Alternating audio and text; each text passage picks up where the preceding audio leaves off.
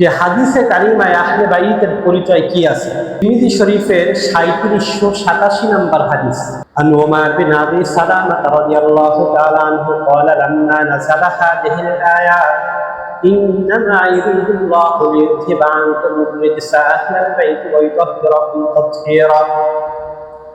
হযরতে আন উমার বিন আবি সালামা রাদিয়াল্লাহু তাআলা আনহু থেকে বর্ণিত, তিনি বলেন যে নবী করিম সাল্লাল্লাহু আলাইহি ওয়াসাল্লামের কাছে যখন এই আয়াতটা অবতীর্ণ হয়, যখন ইন্নামা ইউরিদুল্লাহু লিইউযহিবা আনকুমুর রিজসা আহলাল বাইত, এই আয়াতটা যখন নবী করিম সাল্লাল্লাহু আলাইহি ওয়াসাল্লামের কাছে নাযিল হয়, কানা নবী সাল্লাল্লাহু আলাইহি ওয়াসাল্লাম ফি বাইতি উম্মি সালামা, আল্লাহ নবী সাল্লাল্লাহু আলাইহি ওয়াসাল্লাম তখন আল্লাহ নবীর স্ত্রী উম্মে সালামার ঘরে তিনি অবস্থান করতেছিলেন। যখন এই আয়াত নাজিল হয় তখন আল্লাহ নবী উম্মে সালামার ঘরে অবস্থান করতেছিলেন। যখন এই আয়াত নাজিল হয় তখন রাসূল সাল্লাল্লাহু আলাইহি ওয়াসাল্লাম যে কাজটা করলেন সেটা হচ্ছে ফাদান নবী সাল্লাল্লাহু আলাইহি ওয়াসাল্লাম ফাতিমা ওয়া হুসাইন ওয়া হাসান। এই আয়াত যখন নাযিল হয় তখন আল্লাহ নবী সাল্লাল্লাহু আলাইহি ওয়াসাল্লাম তিনি ফাতেমাকে ডাকলেন। ফাতেমা রাদিয়াল্লাহু তাআলা আনহার দুই সন্তান হাসান এবং হুসাইনকে তিনি ডাকলেন। হাসান এবং হুসাইন এবং ফাতেমা রাদিয়াল্লাহু তাআলা আনহা, এই আয়াত যখন নাযিল হলো তখন তিনি তাদেরকে ডাকলেন। ডাকার পর তিনি কি করলেন? তিনি ফাজাল্লালাকুম বিকিসাইন, তাদেরকে তিনি চাদর দ্বারা আবৃত করলেন। চাদরের দ্বারা তাদেরকে আবৃত করলেন। এবার আবৃত করার পর আলী রাদিয়াল্লাহু তাআলা আনহু তাদের পিছনে লিইউযহিবা আনকুমুর রিজসা আহলাল বাইত, এই আয়াত নাযিল হওয়ার পর আল্লাহর নবী সাল্লাল্লাহু আলাইহি ওয়াসাল্লাম তার বংশের সব থেকে কাছের, অর্থাৎ রাসূলুল্লাহ সাল্লাল্লাহু আলাইহি ওয়াসাল্লামের জীবদ্দশায় যে সন্তান হয়েছিল 5 জন সন্তান, এই সন্তানের একমাত্র ফাতেমা রাদিয়াল্লাহু তাআলা আনহা তিনি জীবিত ছিলেন, আর কেউ জীবিত ছিল না। এর কিছু কারণও আছে যে আল্লাহ তাআলা সমস্ত সন্তানকে কেন উঠিয়ে নিলেন, বিশেষত ছেলে সন্তান। তো যাই হোক, তো ফাতেমা রাদিয়াল্লাহু তাআলা আনহা তিনি একমাত্র তার ঔরসজাত সন্তান ছিলেন, তাকে ডাকলেন। তার সাথে সম্পর্কিত হাসান এবং হুসাইন রাদিয়াল্লাহু তাআলা এবং তার সাথে সম্পর্কিত আলী রাদিয়াল্লাহু তাআলা, এই সবাইকে ডাকলেন। ডাকার পর তাদেরকে তিনি চাদর দ্বারা আবৃত করলেন। আবৃত করার পর আল্লাহ সুবহানাহু ওয়া তাআলার কাছে আল্লাহ নবী সাল্লাল্লাহু আলাইহি ওয়াসাল্লাম দোয়া করলেন।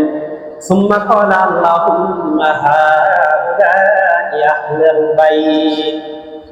আল্লাহ সুবহানাহু ওয়া তাআলার কাছে আল্লাহ নবী সাল্লাল্লাহু আলাইহি ওয়াসাল্লাম ফাযাবা আন রিজসা আহলাল বাইত, এই আয়াত যখন নাযিল হলো আল্লাহ নবী সাল্লাল্লাহু আলাইহি ওয়াসাল্লাম আলী রাদিয়াল্লাহু তাআলা আনহু, হাসান হুসাইন রাদিয়াল্লাহু তাআলা আনহুমা, হযরতে ফাতেমা রাদিয়াল্লাহু তাআলা আনহাকে ডেকে এক চাদরের নিকট নিয়ে আল্লাহ নবী আল্লাহর কাছে দোয়া করলেন, আল্লাহুম্মা হাউলাই আহলাল বাইত, ও আমার সৃষ্টিকর্তা, ও আমার আল্লাহ, তুমি যে আয়াত আমার প্রতি নাযিল করেছো, আমি তোমার কাছে দোয়া করি আল্লাহ, এই যে লোকগুলাই হচ্ছে একমাত্র আমার আহলাল বাইত। আল্লাহ নবী এই আয়াত নাযিল হওয়ার পর তিনি তাদেরকে স্বীকৃতি দিলেন যে এই হচ্ছে একমাত্র আমার আহলে বাইত, এই ছাড়া পৃথিবীতে আমার আহলে বাইত আর কেউ নাই। এই কথা যখন উম্মে সালামা রাদিয়াল্লাহু তাআলা আনহা তিনি যখন শুনলেন, কারণ তিনি তো তার ঘরেই ছিলেন, স্ত্রী হিসেবে তার ঘরে ছিলেন, তো স্ত্রীকে তো ডাকেন নাই, তিনি শুধু ওই 4 জনকে নিয়ে আল্লাহর কাছে দোয়া করলেন, আল্লাহুম্মা হাউলাই আহলাল বাইত, হে আল্লাহ এই হচ্ছে আহলে বাইত আমার। এই কথা যখন, এই দোয়া যখন শুনলেন উম্মে সালামা রাদিয়াল্লাহু তাআলা আনহা, তিনি দেখলেন যে এত বড় এক বরকতময় দোয়া, এত বড় এক বরকতময় দোয়া, আসলে আমি কি এই দোয়া থেকে বঞ্চিত হচ্ছি? তখন উম্মে সালামা রাদিয়াল্লাহু তাআলা আনহু তিনি আল্লাহর নবীকে জিজ্ঞাসা করলেন, ওয়া আনা মাহুম ইয়া রাসূলুল্লাহ, ওহে আল্লাহর রাসূল, তাদের ব্যাপারে যে আপনি বললেন এরাই হচ্ছে আহলে বাইত, তাহলে আপনার স্ত্রীগণ বিশেষত আমি, তিনি তার কথা বর্ণনা করেছেন যে ওয়া আনা মাহুম ইয়া রাসূলুল্লাহ, আমি কি তাদের সাথে আছি কিনা। এত বড় বরকতময় দোয়া, এত বড় বরকতময় পরিচিতি যে এরাই হচ্ছে আহলে বাইত, নবী সাল্লাল্লাহু আলাইহি ওয়াসাল্লামের মুখের বাণী।